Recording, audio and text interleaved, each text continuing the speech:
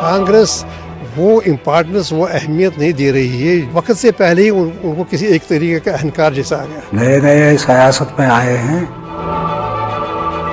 Unity कहना आसान होता है, तो यहाँ आप बनाते हो 26 की लिस्ट, लेकिन चलेंगे अकला। तो ये तमाशा हो रहा है भारतीय राजनीति में और कोई हकदर्मी नहीं है। नमस्कार, बहुत स्वागत है। आप देख रहे हैं जेकेएलएच प्राइम टाइम। मैं हूं आपके साथ अबू हुरैरा। आम चुनाव की घोषणा से ठीक पहले विपक्षी दलों के गठबंधन यानी इंडी ब्लॉक में उथल पुथल है। पश्चिम बंगाल में टीएमसी के अकेला चुनाव लड़ने के ऐलान के बाद अब बिहार में जेडीयू ने अलायंस से ही नाता तोड़ लिया है और एनडीए का हिस्सा बन गई है। नीतीश कुमार के पाला बदलने पर अब इंडी ब्लॉक की सहयोगी पार्टियां कांग्रेस के रवैये पर भी सवाल खड़ा कर रही हैं। वैसे भी जम्मू कश्मीर में इंडी ब्लॉक की सहयोगी पार्टियों में सीट बंटवारे पर अभी तक बात नहीं बन पाई है। ऐसे में इंडी ब्लॉक में कंफ्यूजन बना हुआ है और इस कंफ्यूजन पर कई तरह के सवाल भी खड़े हो रहे हैं। टीवी स्क्रीन पर जो सवाल है वो भी हम आपको बहुत जल्दी बता दें कि इंडिया ब्लॉक में क्या वाकई में बात बनेगी जम्मू कश्मीर में, क्योंकि अलग अलग ख्वाहिशें हैं तमाम पार्टियों की और अलग अलग सीट पर अलग अलग पार्टियां चुनाव लड़ना चाहती हैं। तो क्या ऐसे में लोकसभा सीटों पर एक तरह से बात बन पाएगी जम्मू कश्मीर में?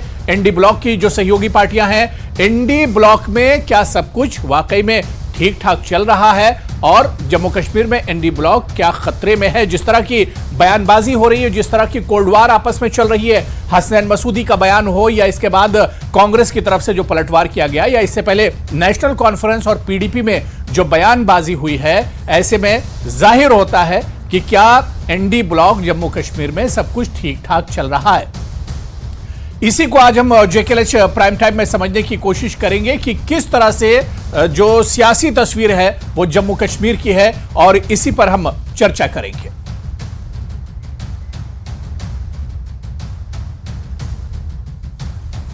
चलिए, बहुत जल्दी अपने जो खास मेहमान हमारे साथ इस चर्चा में जुड़े हैं उन मेहमानों का बहुत जल्दी आपसे इंट्रोडक्शन करा देता हूं। मेरे साथ नम्रता शर्मा है, कांग्रेस के सीनियर लीडर हैं, जम्मू कश्मीर से हमारे साथ जुड़ रही हैं चर्चा में। रतन लाल गुप्ता जी हमारे साथ, जो जम्मू प्रोविंशियल प्रेसिडेंट हैं जम्मू कश्मीर नेशनल कॉन्फ्रेंस के, वो भी इस चर्चा में हमारे साथ जुड़े हुए हैं। मेरे साथ एक और खास मेहमान सुरेंद्र अंबरदार जी, जो सीनियर लीडर हैं जम्मू कश्मीर बीजेपी के, वो भी इस चर्चा में जुड़े हैं। कुछ देर में हमारे साथ पॉलिटिकल एनालिस्ट सुहेल काजमी भी इस चर्चा में जुड़ेंगे। सभी मेहमान जो हमारे साथ जुड़े हुए हैं, सभी का बहुत स्वागत है जेकेएलएच प्राइम टाइम में। मैं सबसे पहले चर्चा रतनलाल गुप्ता जी आपसे ही शुरू करना चाहूंगा, क्योंकि बिहार में नीतीश कुमार ने इंडी ब्लॉक छोड़ दिया। ममता बनर्जी बंगाल में कह रही कि वो अपनी शर्तों पर एक तरह से चुनाव लड़ेंगी। अब इंडी ब्लॉक या इंडिया ब्लॉक जो है रतनलाल गुप्ता जी, उसे किस तरह देखा जाए? जम्मू कश्मीर में भी आपस में बयानबाजियां हो रही हैं इंडी ब्लॉक में। देखिए साहब,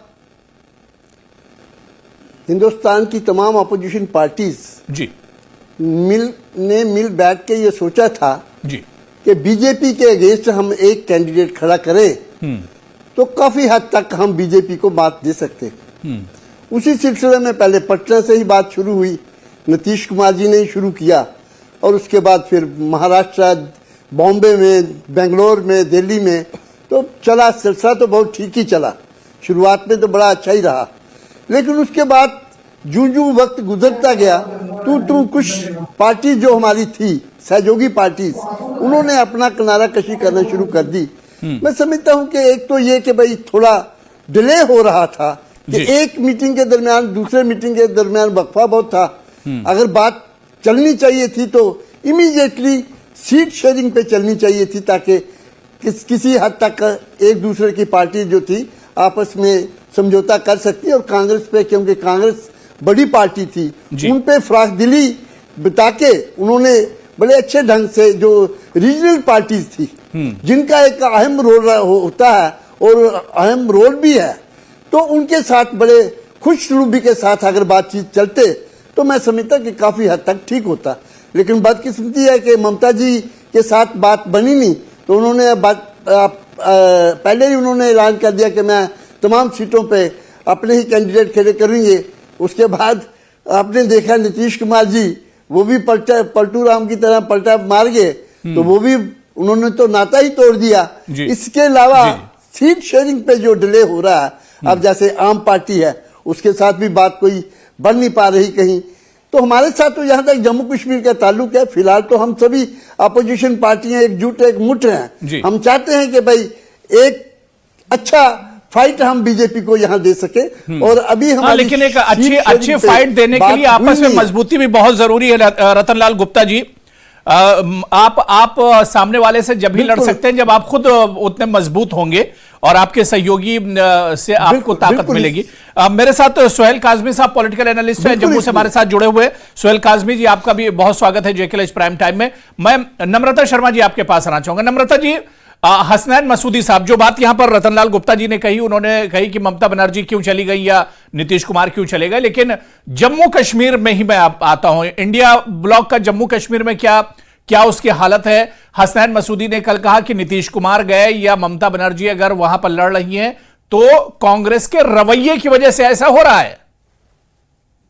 देखिए, बिल्कुल कांग्रेस के रवैये से ऐसा नहीं हो रहा है। कांग्रेस एक इंडियन नेशनल कांग्रेस एक नेशनल पार्टी है, और आज भी सबसे ज्यादा अगर देखे जाए तो देश भर में जो कांग्रेस पार्टी के कार्यकर्ता हैं सबसे ज्यादा हैं। और कांग्रेस एक फराक दिल पार्टी भी है, लेकिन जहां तक अलायंस का बात है उसमें बहुत सारी चीजें देखनी होती हैं। गठबंधन की बात है, ममता जी का रवैया तो चलिए, लेकिन नीतीश जी का तो आपने देखा कि वो तो कभी भी किसी के साथ रहे ही नहीं। ये चौथी बार है, कभी आ जाते हैं, कभी चले जाते हैं, कभी आ जाते हैं। जिस तरह से गुप्ता साहब ने कहा, बिल्कुल ठीक नाम उनके लिए लिया, पलटू राम। दरवाजा तो आप ही लोग जो सहयोगी पार्टियां वही खुला रखती हैं। देखिए, उनका स्वागत किया गया और वहां उन्होंने सरकार भी बनाई, लेकिन जिस तरह से उनका हमेशा से रवैया रहा, आज मैं सुन रही थी यादव जी को, वो कह रहे थे कि वो कौन सा सगा नहीं जिसको उन्होंने ठगा नहीं। तो बिल्कुल ठीक कहा कि जहां उनको लगता है वो तो हमेशा से सरकार में रहे, और हमने शुरू से देखा उनका सियासी करियर की जो भी सत्ता में रहा उन्हीं के साथ उनका रहा। तो मुझे लगता है इसमें कांग्रेस ने तो अपनी तरफ से पूर्ण कोशिश की, और हम चाहते हैं कि जिस तरह से आज भारतीय जनता पार्टी, जिस तरह से आज देश उनकी नीतियां, जिस तरह से आज देश को बिल्कुल बिहार और बंगाल की तरह जम्मू कश्मीर में भी यही खदशा है कि पीडीपी और नेशनल कॉन्फ्रेंस और कांग्रेस या जो दूसरे सहयोगी दल उनमें बात नहीं बनेगी। अभी तक का जो इशारा मिल रहा है वो यही कह रहा है। नम्रता जी, नहीं, मुझे नहीं लगता ऐसा, क्योंकि फारूक साहब और मुझे लगता है कि बहुत सीनियर लीडर हैं और बहुत सियासी उनका एक तजुर्बा है। वो जानते हैं कि अगर हमें इस तरह की लड़ाई लड़नी है एक कॉम्युनल फोर्स के खिलाफ, तो हम सबको यूनाइट होना बहुत जरूरी है, और हम इसी इकट्ठे होके ही उस कॉम्युनल फोर्स के साथ लड़ाई लड़ सकते हैं जम्मू कश्मीर के अंदर। मुझे ऐसी कोई खासियत नजर नहीं आ रही है, और ना ही मेरी पार्टी को। हम मुझे लगता है इकट्ठे मिलकर और बहुत एक कामयाब चुनाव लड़ेंगे भारतीय जनता पार्टी के खिलाफ, और अगला आने वाला जो भी समीकरण बनेंगे मुझे लगता है बहुत ही अच्छे रहेंगे देश के लिए। आगे आने वाले जो हालात। सुरेंद्र अंबरदार जी, क्योंकि मुस्कुरा रहे हैं, सुरेंद्र जी, नीतीश कुमार अब आपके पाले में आ गए हैं, और जम्मू कश्मीर में भी देखिए तो हसनैन मसूदी का कांग्रेस पर निशाना, पीडीपी का एनसी पर निशाना, एनसी का पीडीपी पर निशाना। तो इस तरह का इंडी ब्लॉक जम्मू कश्मीर में बना हुआ है जो बीजेपी को रोकने का बात कर रहा है। धन्यवाद हुरेरा जी। बुनियादी बात यह है कि जो ये सो कॉल अलायंस थी, ये कांग्रेस जो देश भर में पार्टी है एक डूबता जहाज है, और मुझे कभी भी नहीं लगा कि ये जो रीजनल पार्टीज हैं देश भर में वो इस डूबते जहाज के और क्यों देखना पसंद करेंगी। सब पॉलिटिकल पार्टीज का एक फंडामेंटल इंटरेस्ट होता है कि वो कहीं ना कहीं पावर में आ जाए, और पावर में आने के लिए जो इन सब का एजेंडा था कि भारतीय जनता पार्टी को हराना, और भारतीय जनता पार्टी का जो नेतृत्व कर रहे हैं नरेंद्र मोदी जी, वो ग्लोबल लीडर है, उनको अब ग्लोबल एक्सेप्टेंस है। अभी 4 स्टेट्स में जो इलेक्शन रिजल्ट्स आए लगभग उसी दिन डिसमेंटल हो गया था सो कॉल्ड जो इंडा अलायंस जो था। बाकी जब जम्मू कश्मीर की बात कर रहे हैं तो जम्मू कश्मीर में एक ही पार्टी है नेशनल कॉन्फ्रेंस, तो और नेशनल कॉन्फ्रेंस और पीडीपी इन्होंने गुपकार भी बनाई थी। गुपकार तब बनी थी जब सिर्फ आर्टिकल 370 का केस सुप्रीम कोर्ट में गया था। और देख लीजिए, तब इन्होंने जो लोकल बॉडीज इलेक्शंस थे तब इन्होंने बॉयकॉट किया था। इनसे लोग ये पूछ रहे हैं आज कि अगर जब सिर्फ कोर्ट में ये केस था तब आपने बाइकआउट कर दिया, इनका कौन सा मॉरल अधिकार है कि नम्रता जी, जब अंबरदार जी कांग्रेस को डूबता जहाज बता रहे हैं और कह रहे हैं कि डूबते जहाज पर कोई सवार होना नहीं चाहेगा। नीतीश कुमार नहीं सवार हुए, ममता बनर्जी बच के निकलना चाह रही हैं। देखिए, आज साउथ के अंदर इनकी क्या परिस्थितियां ये खुद जानते हैं, और ये तो शुरू से कहते हैं कांग्रेस मुक्त भारत कर नहीं पाए, लेकिन आज तेलंगाना कर्नाटका हमारी सरकारें हैं वहां पे। आज जिस तरह से ईस्ट के अंदर असम में जो हालात बने थे, और अभी जिसके कारण डर के इनके ही चीफ मिनिस्टर जो बहुत ही करप्ट सीएम है, उन्होंने किस तरह से वहां पे क्या कहा कि राहुल जी बस के अंदर बैठते हैं, बाहर उनका एक खोटा पैर के कोई और चलता है। तो इससे साफ पता चलता है कि इनकी जो हालात है ईस्ट के अंदर भी वो कैसे हैं। तो मेरे को ये लगता है कि इनकी जो डूबता जहाज कौन रहेगा, ये ना भूलें कि कुछ देर पहले दिग्विजय सिंह बहुत ही चरित्रवान और तो आज कहां पहुंचे हैं। कांग्रेस अपना रिवाइवल कर रही है और बहुत तेजी से अपना रिवाइवल कर रही है, लेकिन हम मानते हैं हम इनकी तरह नहीं है किसी योगियों को इस्तेमाल करके उनको। इन्होंने पीडीपी को धोखा दिया जम्मू कश्मीर के अंदर, महाराष्ट्र के अंदर इन्होंने शिवसेना को धोखा दिया। ये धोखेबाज, ये क्या बताएंगे क्या होता है। ये तो किसी के साथ सरकार बना के चल ही नहीं पाए आज तक। ये हमें सिखाएंगे कि कैसे सहयोगी अंबरदार जी जवाब दे सकते हैं। अंबरदार जी आप बीच में बोल सकते हैं, टू विंडो में ले लीजिए जी, वर्सेस में ले लीजिए दोनों लोगों को जी। जी मैं यही कहना चाहती हूँ कि ये दूसरों को ये बताना कि डूबता जहाज है, कौन चढ़ता जहाज है, ये होता है। Change is the law of nature. लोगों ने कहा कि कांग्रेस को हटा के भारतीय जनता पार्टी को 2014 में लाए। लेकिन अगर मैं जम्मू कश्मीर की बात करूँ तो जम्मू कश्मीर में उसका खमियाजा बहुत अच्छी तरह से भुगता। भारत के लोगों का आप मूड देख लीजिए, वो मूड रिफ्लेक्ट हो गया है अभी जब डीडीसी पीसीसी इलेक्शन रिजल्ट आए हैं। ये मूड से डर कर ही आप देख लीजिए कि ममता बनर्जी ने किनारा कर दिया। आप इसी मूड से जो भारत का मूड है, जो बिहार का मूड है, नीतीश जी भी आ गए। और जो आपने कहा कि जम्मू कश्मीर के जो साउथ कश्मीर के जो मेंबर पार्लियामेंट है, उन्होंने भी जो टिप्पणी की कि कांग्रेस का व्यवहार, ये एनडीए के अलायंस के पार्टनर हैं जो कांग्रेस के अलायंस व्यवहार पे प्रश्न चिन्ह उठा रहे हैं। नम्रता जी तो इनकी रेलेवेंस। अंबरदार जी की आवाज आप तक आ रही है? अंबरदार जी की आवाज आप तक आ रही है? जी आ रही है। हाँ, देखिए सवाल खड़े कर रही हैं कांग्रेस पर, वो सवाल खड़े कर रहे हैं लगातार कि हसनैन मसूदी ने कांग्रेस पर एक तरह से इल्जाम लगाया है। अंबरदार जी देखिए, ऑपोजिशन या जो भी पार्टियां हैं, मसूदी साहब कांग्रेस के एटीट्यूड पे, उनके बिहेवियर पे सवाल उठा रहा है। वो तो अभी पार्ट ऑफ द एनडीए है, कितनी देर रहेंगे? कांग्रेस सबको जोड़ नहीं सकती है क्योंकि कांग्रेस के अंदर भी टूटन है। आज यही बात अगर मैं कांग्रेस की अपनी टीम जो है वो भी यूनाइटेड नहीं है। कांग्रेस आने वाले दिनों में खुद टूटने वाली है। तो सबको मालूम है कि ये जो कांग्रेस है, ये जो हम एक कहावत कह रहे हैं कि एक ड्राउनिंग मैन कैचेस एट ए स्ट्रॉ। सो ये सब डूबे हुए हैं। तो ये कोई भी रीजनल पॉलिटिकल पार्टी इनके साथ आइडेंटिफाई करके अपने ठीक है। देखिए, मैंने दोनों लोगों को मौका दे दिया। मैं सुहेल काजमी साहब को देता हूं। सुहेल काजमी जी, ममता बनर्जी गई, उसके बाद नीतीश कुमार ने पाला बदल लिया। जम्मू कश्मीर में सियासी सूरत हाल क्या देखते हैं इंडिया ब्लॉक को लेकर?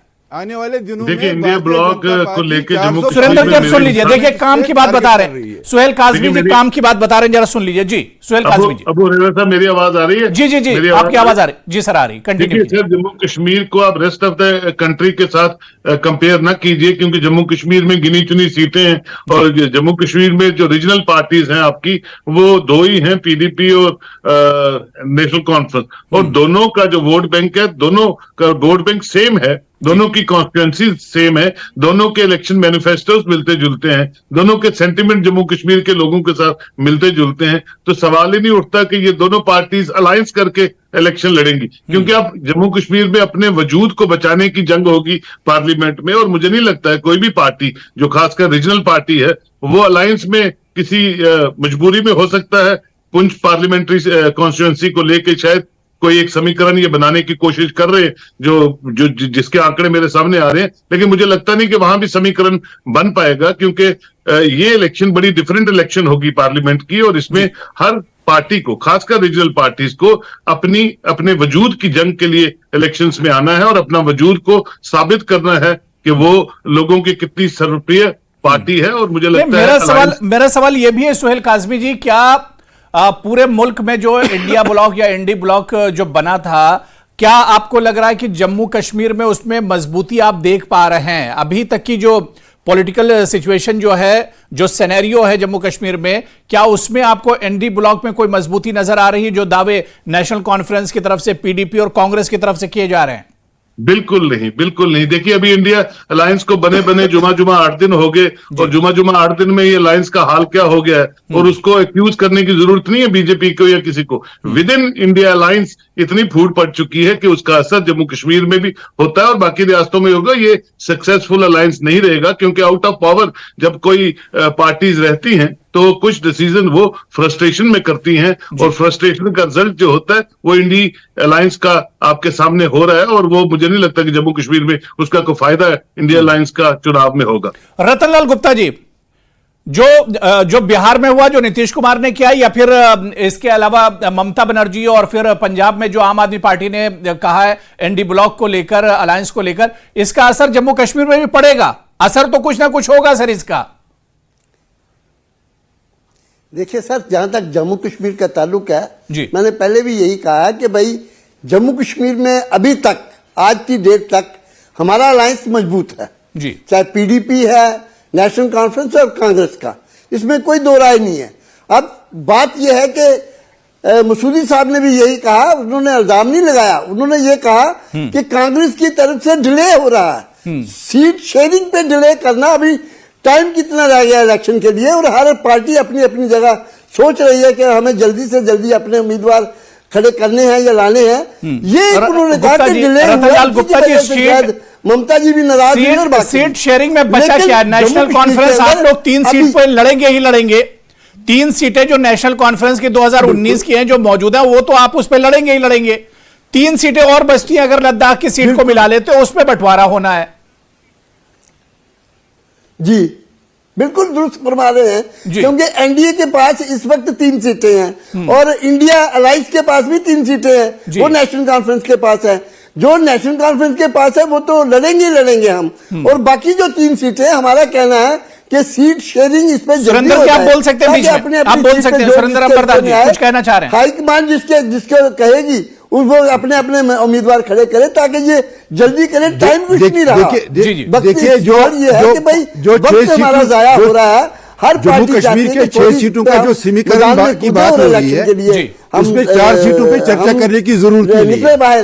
तो इसीलिए हमारा कहना यह है कि भाई जो बाकी 3 सुरेंद्र अंबरदार जी कुछ कहना चाह रहे हैं। सुरेंद्र अंबरदार जी कुछ कहना चाह रहे हैं। रतनलाल गुप्ता जी सुन लीजिए।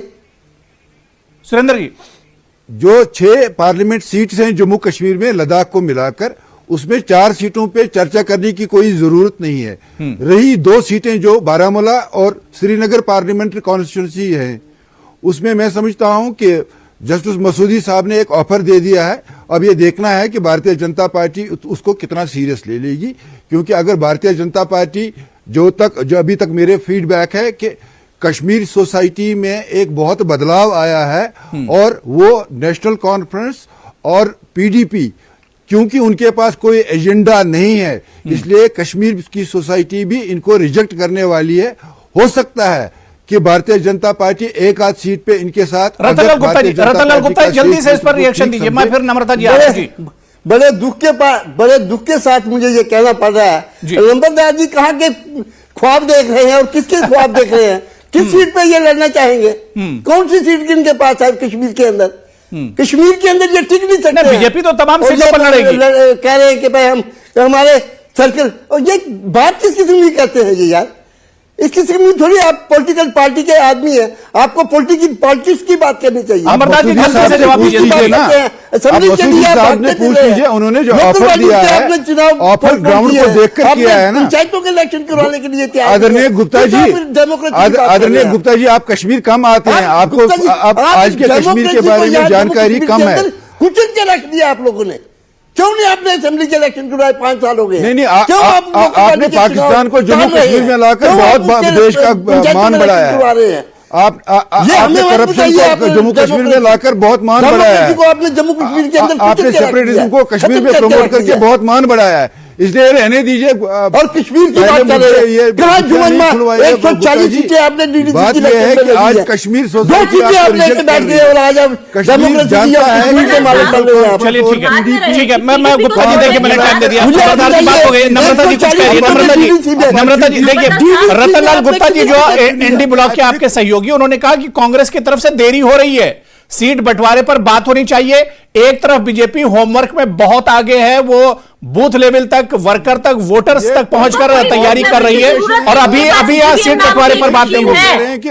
नम्रता जी, बूथ लेवल ट्रेनिंग की जरूरत नहीं, ईवीएम उनके लिए सब काम कर देगी। बल्कि मैं ये कहना चाहती हूँ, मैं इनसे अंबरदार सबको ये बताना चाहती हूँ कि जो ये अभी बता रहे थे कि कभी भी किसी के साथ कांग्रेस पार्टी चल नहीं सकती, कांग्रेस पार्टी ये कर रही है, तो मैं इन्हें ध्यान में दिलाना चाहती हूँ कि 2014 में जब ये पीडीपी के साथ आए और जब इन्होंने सत्ता छोड़ी 2018 के अंदर, तो इन्होंने पीडीपी का क्या हशर किया, किस तरह से उसको तोड़ के रीजनल पार्टी यहाँ तैयार कर दी, कांग्रेस ने कर्नाटक और तोड़ने की कोशिश कर दी, चोरी कर दी और पार्टियां खड़ी कर दी। तो इन जम्मू कश्मीर के लोग बहुत बारीकी के साथ इन सब परिस्थितियों को देख रहे हैं, और आज जो हालात दोबारा से ही जिस तरह से पॉलिटिक्स में आना क्या कांग्रेस नेशनल कांग्रेस और पीडीपी का अधिकार नहीं है क्या? आम समाज का अधिकार नहीं है? आम समाज के लोग सरपंच नहीं बन सकते, आम समाज के लोग असेंबली में नहीं जा सकते हैं, आम समाज को पार्लियामेंट में जाने का अधिकार नहीं है। ये किस तरह की बात कर रही है नम्रता जी की पार्टी को खड़ा कर दिया? भारत के एक व्यक्ति को पार्लियामेंट जाने का अधिकार है, और ये मोदी जी ने माहौल दे दिया। भारतीय जनता पार्टी वालों की स्कूल में होती है कि बातों को गुमराह करके लोग प्रदेशों को गुमराह करके पॉलिटिकल होस्टेजेस नहीं रख सकते आप पॉलिटिकल सामान्य जन को। देखिए, आप सिर्फ झूठ सीख के आते हैं पाठशाला से भारतीय जनता पार्टी की, आपको सिर्फ झूठ बोलना और झूठ बेचना सिखाया जाता है। मैंने कहा कि आपने जिस तरह से पीडीपी का जो हशर किया, तो आज कोई भी व्यक्ति जो चाहेगा असेंबली में जाएगा, कोई भी व्यक्ति जो चाहेगा आज डीडीसी बन सकता है, कोई भी व्यक्ति, उनको कांग्रेस का शरण लेने की जरूरत नहीं है। स्टेट को लूटा, बाप बेटे ने लूटा, और जब सत्ता बनाने की बात आई, सोहेल काज़मी जी बहुत छोटा सा रिएक्शन। सोहेल काज़मी जी देखिए, वादे और बातें अपनी जगह है, लेकिन इंडी ब्लॉक में सीट बंटवारा इतना आसान तो नहीं लग रहा है जिस तरह से यहां पर नम्रता जी कह रही है, या यहां पर जिस तरह से रतनलाल गुप्ता जी कह रहे हैं। मुश्किल तो होगा, अब ये किस तरह से होता है ये देखना बहुत अहम होगा। सोहेल काज़मी जी देखिए, अबू हुरैरा साहब, मैंने आपसे पहले कहा कि अनंतनाग पुंछ की सीट को छोड़ के शायद उस पर ये कोशिश कर रहे हैं अलायंस करने की, लेकिन उस पर भी सहमति नहीं बनेगी। मैं पुंछ के इलाके से बिलोंग करता हूं, मैं गया वहां 2-3 बार, और उसके अलावा इंडिया ब्लॉक जो है पूरे जम्मू कश्मीर में एग्जिस्ट नहीं करेगा। पार्लियामेंट इलेक्शन में अपने अपने वजूद की जंग होगी, अपने अपने वोटर्स को रिझाने की जंग होगी। वक्त कम है, मुझे लगता है सब पार्टीज को काम करना शुरू कर देना चाहिए और अपनी अपनी आइडेंटिटी की जंग में। बिल्कुल जाहिर सी बात है कि अब क्या इंडिया ब्लॉक जम्मू कश्मीर में भी बात बन पाएगी? अब वक्त कम है, लेकिन अभी तक जो बात रतनलाल गुप्ता जी कह रहे थे कि कांग्रेस की तरफ से अभी सीट बंटवारे पर ही एक तरह से चर्चा नहीं हुई, इस पर अभी मंथन नहीं किया जा रहा है, तो क्या बात बनेगी? क्या ये इंडिया ब्लॉक जो है जम्मू कश्मीर में बीजेपी का मजबूती के साथ मुकाबला करेगा आने वाले दिनों में? यह देखना बहुत अहम होगा। बहुत बहुत शुक्रिया, बड़ी अच्छी बातचीत हुई हमारे साथ जुड़ने के लिए सोहेल काज़मी साहब, सुरेंद्र अंबरदार जी, रतनलाल गुप्ता साहब और नम्रता शर्मा जी, सभी का बहुत बहुत शुक्रिया। तो जेकेएल प्राइम टाइम में आज फिलहाल इतना ही। कल फिर किसी बड़े इशू के साथ हाजिर होंगे, जब तक के लिए नमस्कार।